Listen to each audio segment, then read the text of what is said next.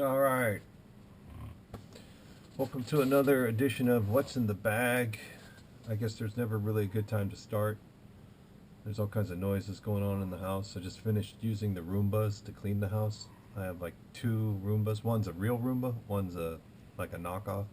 And what I basically do is I go around the perimeter and I sweep the edges, and then I usually run the Roombas in the house. And uh, I don't know what I would be doing without them. Every time I unload them, it's obviously just full of like dog hair, dirt, and dust, so it's good. Okay, I'll get rid of this little hat, but first I wanted to say I went to Anchor Electronics and I got me a 2024 calendar from them. I went there before the holiday, and I think one of the reasons why I went in there was to find. Let me take this out. One of the reasons I went in there was to find. I'm seeing more and more of these line cars, and they're super fast. You know, they're like the DC motors, and then they follow a line, and they're just like little rockets now. So I'm going to try to come up with something like that where I just sort of understand the side by side or the back and forth motion of how to program that. But let's get started so we can all move on with our day. So this is What's in the Bag. My name is Tom95076, and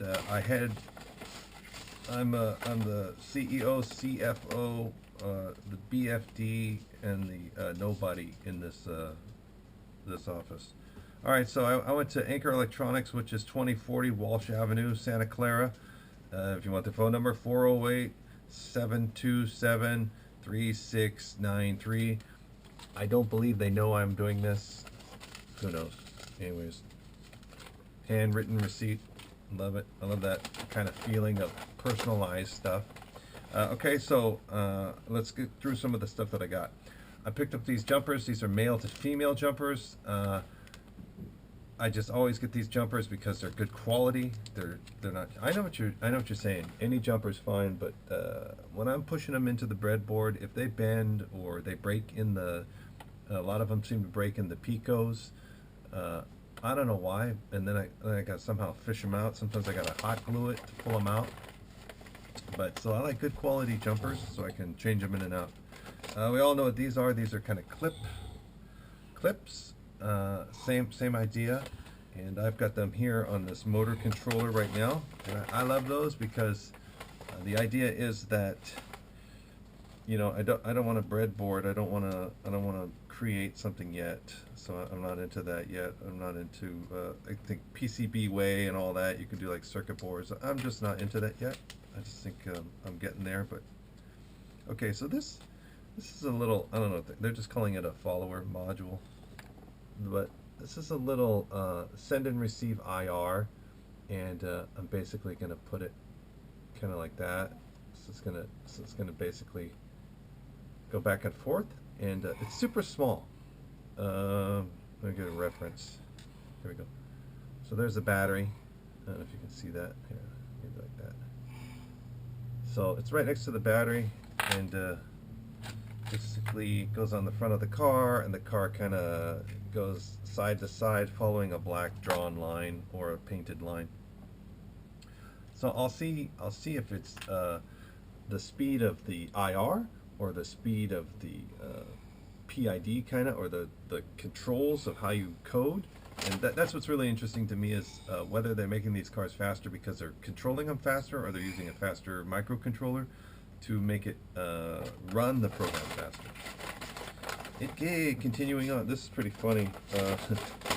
You might think with my clean desk here that I would never lose anything, but I do all the time. So I picked up 3 of these little guys. They're super cheap, but this is like a recessed slotted screwdriver, and this is an extended screwdriver. And these have a little kind of shirt jacket kind of little clip right there. I love these things, and I'm just sort of putting them everywhere. You put them in with your pens and everything else, and then you always have a small little screwdriver.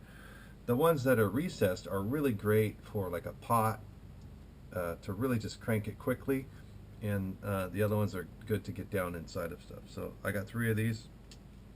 Remember what I was saying, get 2, and just if you're out there buying, buy 2. Okay, let's see what else I got.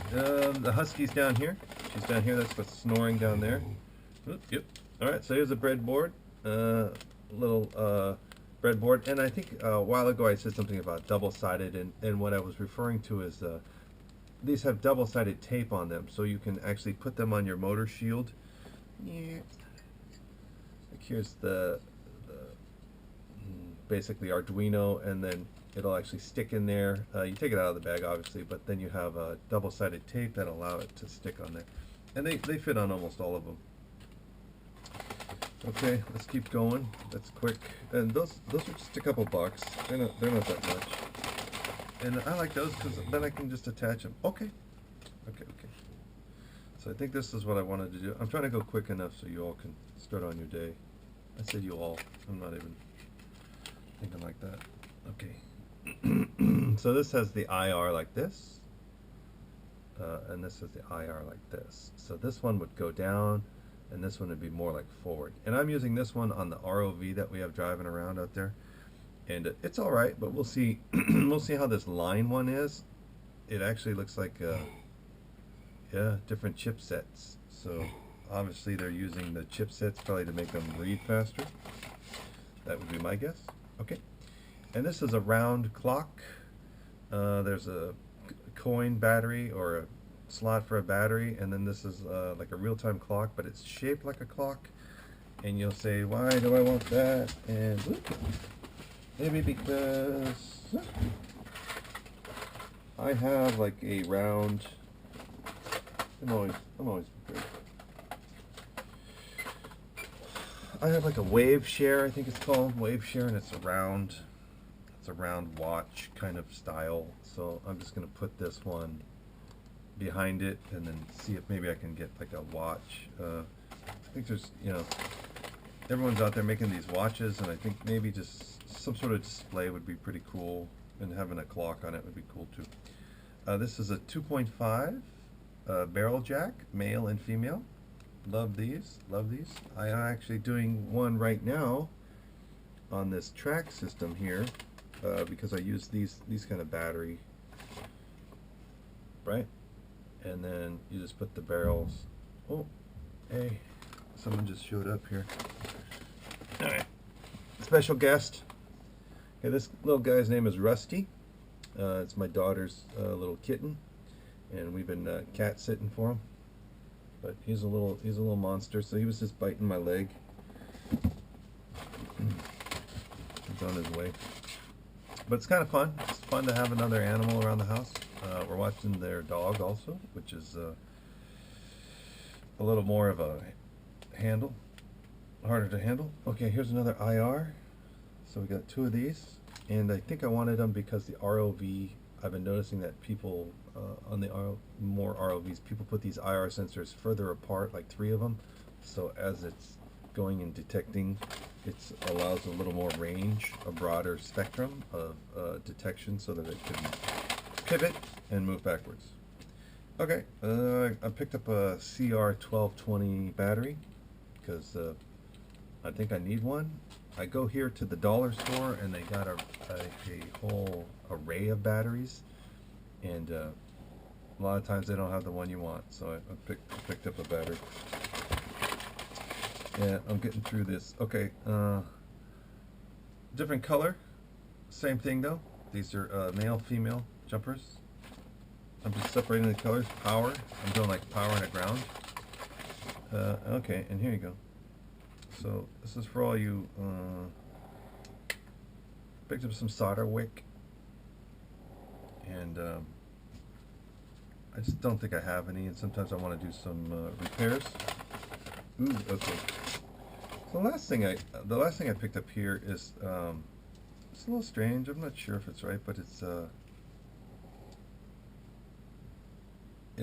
like a inductor color code and resistor capacitor color code. So you basically these are wheels, 1, 2, 3 wheels, and you rotate the wheels and color code, and then it tells you what it is. And I thought that was kind of slick because it's super small. for convenient. Excuse me, convenient. I'm still getting over cold, so excuse me on that. Okay, that's it for what's in the bag. I appreciate everyone checking in on this real quick, and I think one thing I want to say, this month was pretty hard for me.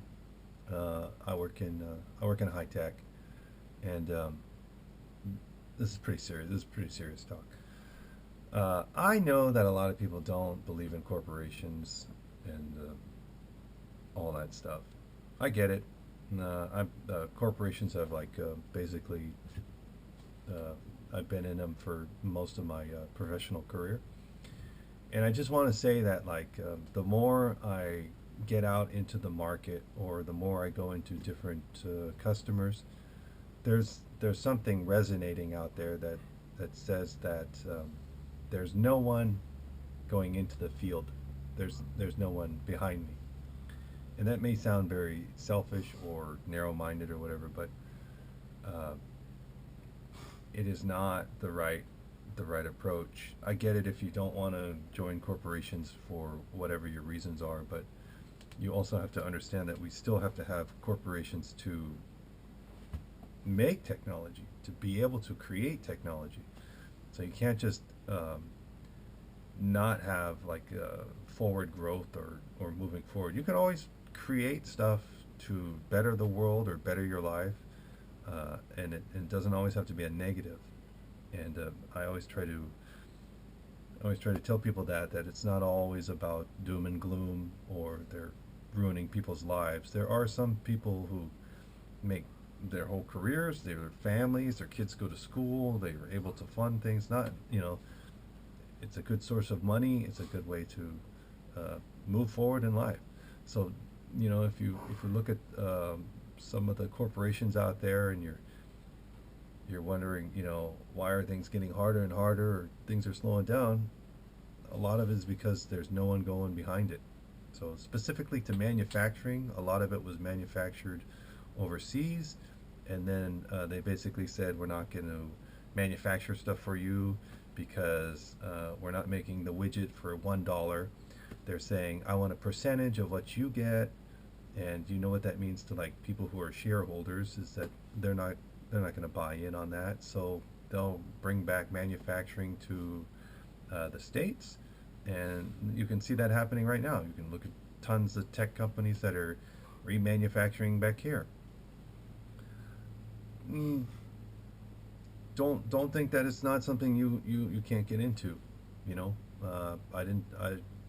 I stumbled into it, and been in there over 20 years, and it's been okay to me. It's not the best place, but it is actually it's helped me become who I am, and what you see, what I do here, also comes out of that.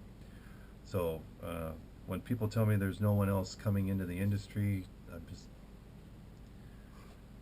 trying to say, hey, maybe consider it, look into it, look for manufacturing, look for things that you can agree on, and you don't have to join the first corporation, but you can actually research them and see what they're about, and then maybe they fit what you're doing. And there's no guarantee in any job, no matter what you do in life, whether you're splitting wood out in a field, or you're working in a world-class manufacturing corporation. There's no guarantee in a job. So as long as you keep that mindset, you'll be able to be okay.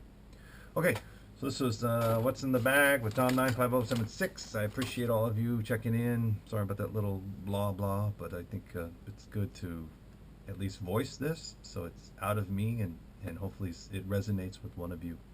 All right, have a good day. Go be you.